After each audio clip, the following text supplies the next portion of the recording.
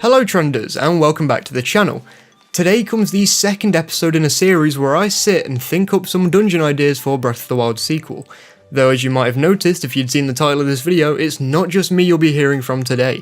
We have a special guest all the way from the north. Welcome to the channel, Hyrule Gamer. Hey folks, Mr. Hyrule Gamer speaking here, all the way from the north, Scotland. I am very happy to be here working on a video with Mr. Trends for all of you lovely folks. It's a pleasure to have you over here since you are one of my biggest inspirations when first creating the channel, but I digress.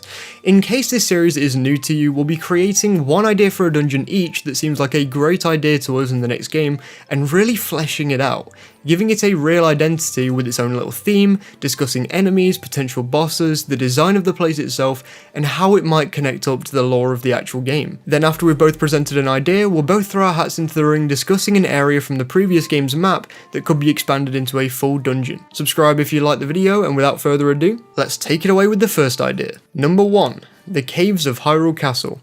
I know we're all really hoping that cave exploration is another part of the world in Breath of the Wild 2. Heck, I've made so many videos on the concept, I would really love for it to come to fruition. So when I say that the Caves of Hyrule is a dungeon, I'm referring to an area of the caves being used as a dungeony section, which I think could happen for a few places over the course of the underground map if it is a part of Breath of the Wild 2's world, since it would just make sense to make proper use of that map instead of it just sitting there slowly collecting dust. I say we're hoping for the underground to be in Breath of the Wild 2 because we don't have absolute concrete confirmation on it being one of the landscapes we could be exploring yet. To this date, we know of two different overworlds, Hyrule and the Skies of Hyrule, both housing very different types of traversal by the looks of the trailers so far. Though this begs the question, what if the first look trailer isn't just showing us Zelda and Link traversing in caves for the benefit of our health and for the sake of our hype levels? What if we truly are going to be walking around caves in the next game? Even if it's not an open world, some areas in the map could definitely be seen underneath Hyrule. I think that the most obvious of these underground areas that could be turned into a dungeon at present is underneath Hyrule Castle.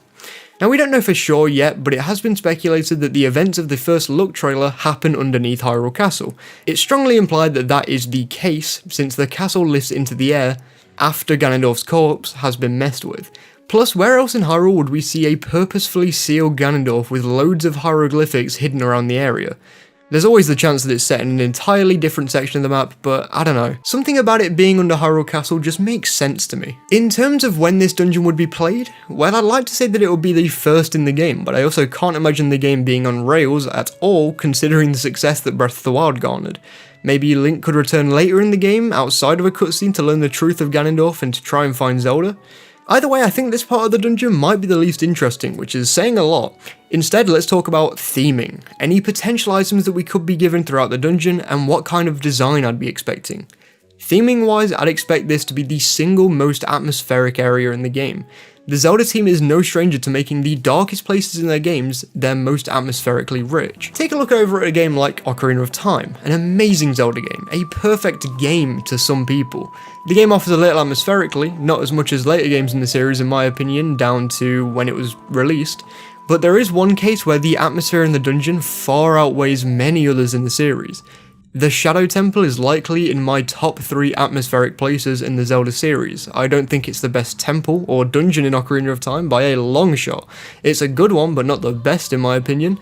But it offers so much atmospherically, and I think that is the mark of a truly excellent trial for the hero. I'd expect for the Caves of Hyrule to offer something of a grandiose vibe. Do keep in mind, whilst you are simply underneath the entire world, you are specifically underneath Hyrule Castle, the single most storied area in the entirety of Hyrule. But I think that theme of grandeur will turn to horror the more that you descend. It's been established over the course of the Zelda timeline that the Hylian royal family is usually the true enemy to Hyrule when there isn't a big bad trying to take the world for themselves. They have made some truly terrible decisions in the past, and I think that if the Zelda team wished to explore the lore of that a little more, then they definitely could. Slowly falling down further into the Caves of Hyrule could symbolise falling into the same hole that the Hylian family are digging for themselves the longer that they rule the land. I'd also expect that this theme would also account for the monsters as well. At the top of the dungeon, close to the castle, I'd expect there would be a ton of the usual enemies, your chews, keys and the like, but as you slowly make your way further and further down this terrifyingly large cave, the enemies could become a lot more sinister. Dead Hand, War Masters, Redeads, maybe even a whole new set of enemies that we've never seen in a Zelda game before. Maybe even enemies seen in Creating a Champion, giant spiders with tens of legs and piercing eyes staring back at the hero of Wilds. In fact, I think that one of these enemies that were first seen in Creating a Champion would make for one of the best candidates for a darker themed mini-boss, if mini-bosses do make a return in the next game. A change that I am really hoping for, along with more and much darker enemies in the sequel. Don't get me wrong, the Bokoblins, Lizalfos and a ton of other enemies were really cool, and they had so much detail that I could literally make my own videos on each individual enemy. But I think each of the really detailed enemies all had a personality that you could see as goofy. The only enemy that had real personality and was a little daunting to go up against was the Lynels, but I personally think that even they could have had more detail in the way they acted. Having enemies with that much depth that are truly terrifying would be great, and would really contrast the Caves of Hyrule to the overworld and all of the goofy enemies like the Bokoblins up top. Boss wise, I'd just love for the boss of this area to be the Phantom Ganon of this game. We have had tennis matches many times with Phantom Ganon in the past, which is why I was kinda sad to not see that implemented anywhere in Breath of the Wild. Having him make a puppet version of himself where he lay for the last millennia would make all of the sense in the world, and would make for an entertaining boss fight considering the new combat system added in the last game. I think the item found in these caves would be the Mogma Mitts. Perhaps they've changed them up to be something else, I don't know, but I think they would serve as an excellent way to move through some layers throughout the underground, giving the player more free reign through gameplay, something I think the Zelda team might be focusing on in the next game. Number 2. An ancient space dungeon. The Zelda series has explored many different ways to theme dungeons, primarily through elements and environments. However, something that I think could work well and introduce a whole new dynamic to Zelda dungeons in the sequel is having a dungeon in a completely different type of environment than we're used to. An excavation into outer space. Allow me to explain how that would work. So, the dungeon itself would almost be like a space station orbiting around Earth, or whatever planet Hyrule is on. Not a futuristic kind, or like what we know in our day and age, but basically an ancient temple orbiting around the planet, with magic technology involved. This would be heavily based on and inspired by theories and speculation, and I guess research as well, from real life that ancient civilizations were highly advanced in ways we can't even imagine. But all without modern technology. You know, this sort of thing. So how would we come across this dungeon in the first place? You know, with it being out in space. I'd imagine we would find some very ancient ruins from a time frame not well known. They'd be mysterious and impossible to identify. A great setting for this in my opinion would be in the underground of Hyrule. Obviously we don't currently know the extent of subterranean Hyrule just yet, but that's where I'd have it. Upon approaching a centerpiece of the ruins, a stage if you will, they'd begin to rumble. This would be in a cutscene by the way. The cave ceiling would crack up and appear to collapse, and just as we're sent into a bit of shock thinking we're done for, bright green magical beams light up the floor around us. The ceiling cracks open all the way to the surface, and in the blink of an eye, we're beamed up into outer space. We briefly see Hyrule as we fly high into the sky and eventually space. The screen goes bright, blinding white, and after a moment or two of this light covering the entire screen, we are now in the dungeon. And also stuck in the dungeon. You're now trapped in this mysterious space dungeon. After wandering around an open space, you'll get your first look back down to the planet. The dungeon itself will have energy-like windows and bubbles to protect from the space vacuum. After the brief cutscene of looking down to the planet happens, a mysterious cloaked character will come through a door and talk to Link, explaining that he has entered the Palace of Zonaria. Yes, this is a Zonai reference, and pure creativity. Anyway, the hooded character, who all we can really see of them is their glowing eyes in the dark of their hood, explains to Link that this was once their people's home, but has been taken over by evil aliens from another galaxy. I'll say it now. Whilst not needing to be this mysterious cloaked figure and their people who call this space dungeon home, could be the Zonai.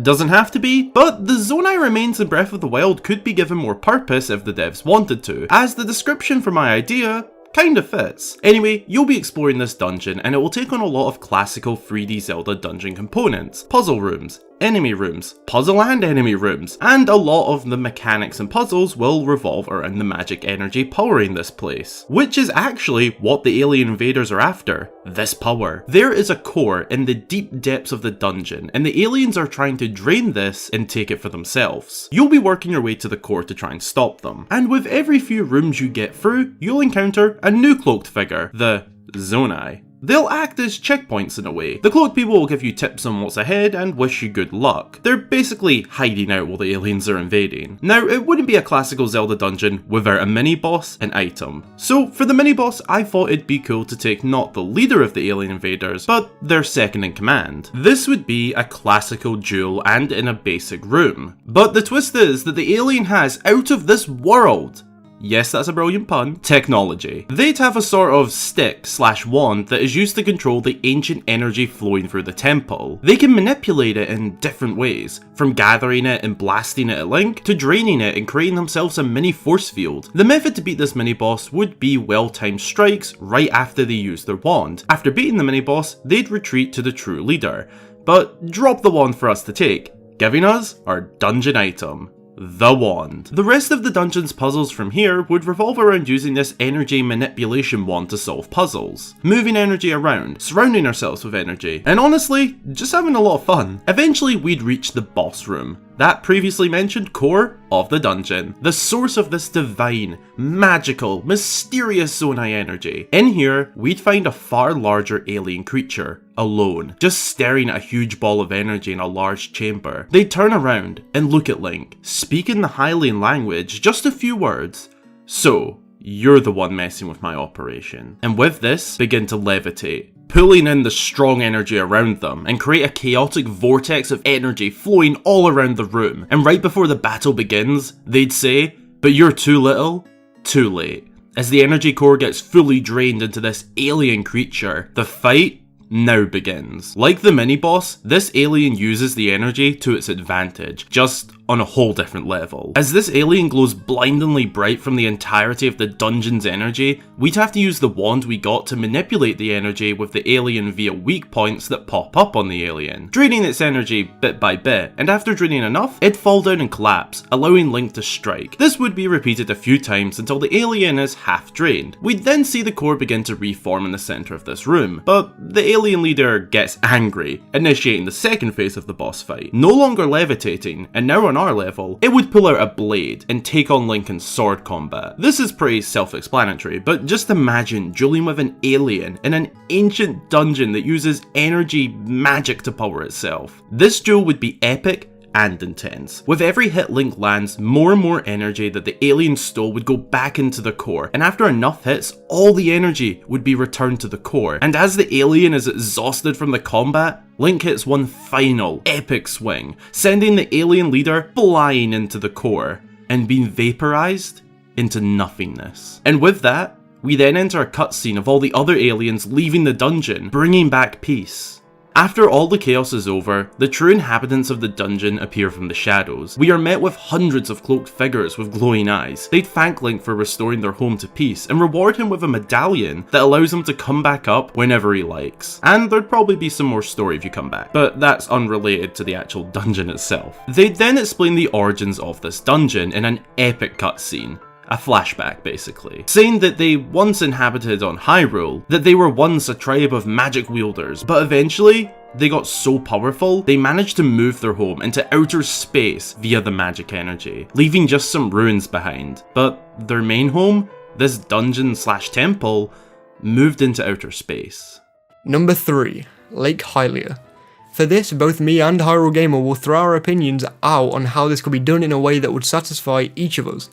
Personally speaking, I adore most of the water temples that are found at the bottom of Lake Hylia. Lakebed Temple is probably my favourite of the bunch, but I'm also a large fan of the 3DS version of the Water Temple from Ocarina of Time. Now in the past I have talked about underwater exploration, so I'll leave that out of this section to try and deter myself from directly quoting myself from previous videos. But I think that a dungeon should be sat at the bottom of Lake Hylia. It's just the best area for an underwater dungeon. Not to mention we have literally no clue what's under there. The way that the last game was created meant that we have no clue what's underneath the surface unless we go under there with no clip strategies, but considering nothing was made under there for us to see, it's not really that useful when we're looking at stuff that could be in the next game. I'd expect the puzzles in this dungeon to be based almost entirely on water level, just like the temples I referred to a little earlier on, emphasizing how cool it is to be able to traverse underwater in this new game, and showing the hero exactly how they can go underwater properly in the future when exploring the usual overworld. In fact, in this dungeon I think it'd be really cool if the item just made underwater exploration easier. Maybe some flippers to give the hero an easier time when going against propellers underwater within the dungeon. And outside of the dungeon, they could just be used to let the wearer swim a little faster to get away from any predators that could be hunting him, and just to get from place to place quicker. Mini-boss wise, give me a huge fish.